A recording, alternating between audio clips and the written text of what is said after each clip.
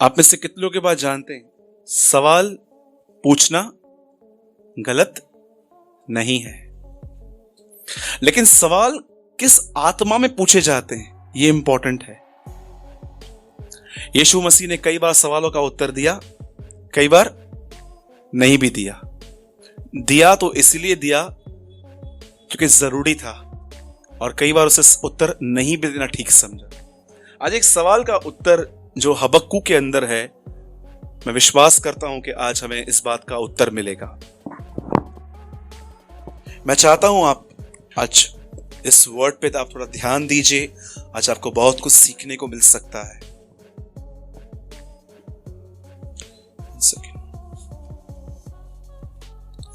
आप में से कितने लोगों ने एक बार हबक्कू की किताब पढ़ी है? पुराने नियम में एक भविष्यवक्ता है, उसका नाम है हबक्कू। बोलिए हबक्कू। उसकी किताब में एक सवाल है, और आप जानते हो, अब हबक्कू आराम से पढ़ के देखो, आपको पहले अध्याय में एक सवाल मिलेगा। और जानते हो वो सवाल क्या है? मेरे ख्याल से आपका भी ये सवाल होगा,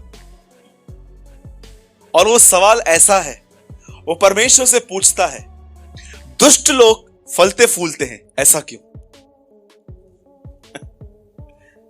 वो लोग जो चीटिंग करते हैं, सब प्रकार के गलत काम करते हैं, वो फलते हैं, फूलते हैं, और हबक्कू कहता है हम प्रॉब्लम में। आपको पता है, एक जीनियन क्वेश्चन था हबक्कू के अंदर परमेश्वर के प्रति कि प्रभु ऐसा क्यों? अगर ऐसा क्यों है कि जो लोग ईमानदारी से चलते हैं उनके पास तकलीफें हैं, लेकिन दुष्ट फूलता और फलता है। आप जानते हो हबक्कू की शुरुआत एक क्वेश्चन से होती है, और वो अपने आप में एक निराश भी था। पर आप में से कितनों ने हबक्कू का अंत पढ़ा है? जानते हो अंत क्या है? अंत ये है, चाहे दाखलता में दाख लगे या न लगे, चाहे खेत में फसल उगे या ना उगे, परंतु मैं अपने परमेश्वर के कारण आनंद करूंगा। ये उसका अंत है। अब मुझे बताइए, एक आदमी शक से यकीन में कैसे आया? एक आदमी शक में भरा हुआ था, पर बाइबल कहती है उसका अंत यकीन पे हुआ।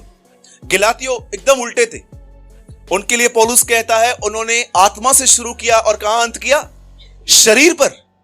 लेकिन हबक्कू एक ऐसा आदमी था जिसने शक से स्टार्ट किया, लेकिन उसे अपना यकीन पे उसने पूरा किया। अब सुनिए, मैं आपको जो कह रहा हूं, आप में से कितने लोग ये बात जानते हैं हबक्कू की किताब किस टाइम में लिखी गई थी?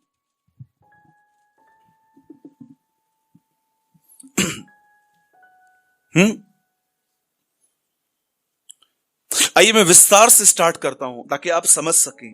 पुराने नियम में एक आदमी है, उसका नाम है हबक्कू, और उसने अपनी आंखों से देखा था कि जो लोग पाप में हैं वो बहुत फूल रहे हैं, फल रहे हैं, उनके पास सब कुछ है, लेकिन जो ईमानदारी से चल रहे हैं उनके पास बहुत तकलीफें हैं, उन्हें पूछने वाला कोई नहीं है, उनके साथ कोई सपोर्ट नहीं है। और परमेश्वर से उसने एक सवाल पूछा, ऐसा क्यों कि दुष्ट फूलते फलते हैं परंतु हम? और उसके बाद वो एक जगह पे ऐसा भी कहता है, बोलता है व्यवस्था को लकवा लग गया है। उसके बाद कहता है अधर्मियों की संख्या बहुत है, धर्मियों की संख्या बहुत कम है। ऐसे ऐसे वो क्वेश्चन पूछता है प्रभु से, और परमेश्वर का जवाब देखो क्या है। इतना उसने टिपिकल आंसर दिया है कि परमेश्वर ने दुष्टों को इस दुनिया में क्यों रखा है। आप जानते हैं, आप में से कितने लोग ये बात जानते हैं, पुराने नियम के अंदर एक समय था जब परमेश्वर मूसा को कहता है जा मेरे लोगों को निकाल के लेकर आ। मैं आपसे सवाल पूछता हूं, उस राजा का नाम क्या था? फिरौन, राइट है? फिरौन राजा था वहां पर। मुझे बताइए फिरौन का मन कठोर क्यों किया गया? यस, ताकि परमेश्वर अपनी सामर्थ उसके द्वारा दिखाए। आपको पता है पुराने नियम में परमेश्वर ने एक ऐसे आदमी को खड़ा किया था ताकि परमेश्वर उसके द्वारा अपनी सामर्थ दिखाए। कैसे दिखाई प्रभु ने सामर्थ? मूसा उनके पास जाके कहता है मेरे लोगों को जाने दे, और प्रभु उसका मन कठोर करता है, बोलता है मैं नहीं जाने दूंगा, भेज मेंढक। और मेंढकों के द्वारा परमेश्वर ने अपनी सामर्थ दिखाई। दूसरी बार फिर से मूसा वहां जाता है और कहता है मेरे लोगों को जाने दे। प्रभु उसका मन फिर से कठोर करता है, बोलता है मैं नहीं जाने दूंगा, भेज आग के गोले। फिर से परमेश्वर ने अपनी सामर्थ दिखाई। आप जानते हो परमेश्वर ने फिरौन के द्वारा अपनी सामर्थ प्रकट की। अब जानते हैं एक आदमी के द्वारा प्रभु ने अपनी शक्ति दिखाई। अब देखो सवाल क्या आ रहा है। अब हबक्कू एक सवाल पूछ रहा है कि दुष्ट क्यों फलते फूलते हैं। आप जानते हो प्रभु उसको क्या उत्तर देता है। इस उत्तर को सुनिए, बहुत प्रैक्टिकल है आपके लाइफ में। परमेश्वर उसे कहता है, सुन, मैं तुम्हारे समय में एक ऐसा काम करने पर हूं जिसकी चर्चा जब की जाएगी तो कोई विश्वास नहीं करेगा। मैंने ये क्वेश्चन 5 लोगों से पूछा, मैं आपसे भी पूछता हूं, जितने भी लोग आज यहां पर बैठे हैं, परमेश्वर से हबक्कू ने सवाल पूछा, दुष्ट लोग फलते फूलते हैं, और परमेश्वर कहता है, सुन, मैं अब एक ऐसा काम करने पर हूं जिसकी चर्चा जब की जाएगी तो तुम विश्वास नहीं करोगे। बताइए यह काम कौन सा है? बताइए। कि तूने सवाल समझा? मैंने 5 लोगों को, जिनको मैं बाइबल का एक अच्छा विद्वान समझता हूं, मैंने उनको 5 लोगों को यह संदेश कल भेजा और मैं हैरान था, 5 ही लोगों ने एक ही उत्तर दिया। और आप भी समझो, आप समझ गए होंगे क्या उत्तर था। 5 लोगों ने एक ही उत्तर दिया और वो उत्तर था कि यीशु मसीह क्रूस पे मरने वाला था, इस काम की चर्चा ये काम था। पर आपको पता है, they are completely wrong, completely. मैं आपसे पूछना चाहता हूं, ये कौन सा काम था जो परमेश्वर हबक्कू से कहता है कि मैं एक काम करने पर हूं, जब वो किया जाएगा तो तुम में से कोई बिलीव नहीं करेगा। आप जानते हो परमेश्वर क्या बोल रहा था? सुनो, मैं एक गवर्नमेंट रेस कर रहा हूं जिसका नाम है नबूकदनेस्सर। वो तुम्हें बंदी बना के लेके जाएंगे, तुम्हें मारेंगे, तुम्हें पीटेंगे, लेकिन वहां से जो रिजल्ट आएगी वो एक ऐसी रिजल्ट आएगी कि तुम बिलीव नहीं कर सकते हो। क्या आप ये बात जानते हैं परमेश्वर ने दुष्टों को इस पृथ्वी पे क्यों रखा है? तुम्हें डिसिप्लिन सिखाने के लिए। मैं आपसे एक सवाल पूछता हूं, आपके लाइफ में भी कोई तो ऐसा होगा, हिकिड़ो तो जरूर हूंदो है, एक तो होगा जिसका मूड बार बार चेंज होता है आपके लिए, जिसका व्यवहार आपके प्रति कभी भी सेम नहीं रहता है।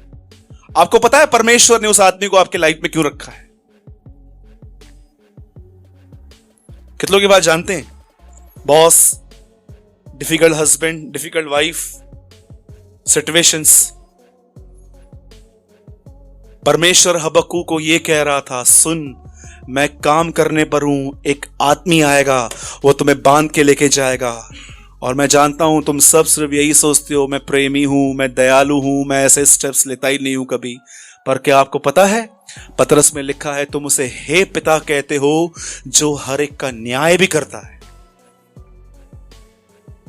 आप में से कितने लोग ये बात जानते हैं, परमेश्वर आपकी जिंदगी में एक आदमी ऐसा रखता है जिसका मूड समय समय पे बदलता रहता है आपके प्रति, और वो आपको तोड़ता है।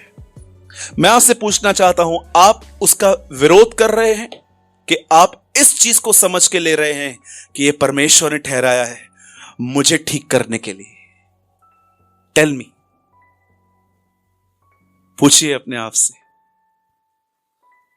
इसलिए पतरस कहता है, आओ उसके हाथ के नीचे आ जाएं ताकि उचित समय पे वो तुम्हें उठाए। आपके और मेरे जिंदगी में परमेश्वर कई बार ऐसी चीजें लाएगा, वो अलाउ करेगा ताकि हम डिसिप्लिन सीखें। आपको पता है इस दुनिया का सबसे कठिन काम कौन सा है? मैं आपको बताऊं, सबसे कठिन। प्रेयर करना बहुत आसान है, वचन पढ़ना उससे भी ज्यादा आसान है, प्रार्थना करना और चर्च में आना उससे भी ज्यादा आसान है। जानते हो इस दुनिया का डिफिकल्ट में डिफिकल्ट वर्क क्या है? सुनना, किसी की सुन के लेना। This is the most difficult. इसलिए बाइबल कहती है, सुनना तो बलि चढ़ाने से उत्तम है। अगर आपको अपना स्पिरिचुअल चेकअप चाहिए ना? बोलो स्पिरिचुअल चेकअप।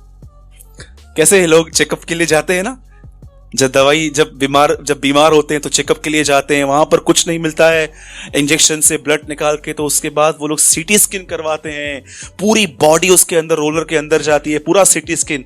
अगर आपको अपना स्पिरिचुअल चेकअप चाहिए ना, तो मैं आपको बताता हूं एक ही जगह पे मिल सकता है। जब भी आपको कोई सुनाए वो आपका स्पिरिचुअल चेकअप है कि आप उसके बाद उनको रिप्लाई कैसा करते हो। और अगर आप उनको चिल्लाकर रिप्लाई करते हो, आप उनको हैरसली रिप्लाई करते हो, मैं आपको बताना चाहता हूं यू आर सिक, आप बीमार हैं।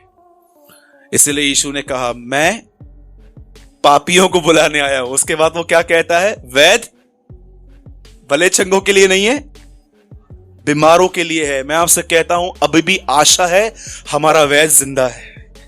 ये सबसे बड़ी होप है कि अगर हम बीमार भी है ना, तो हमको टेंशन लेने की कोई नीड नहीं है।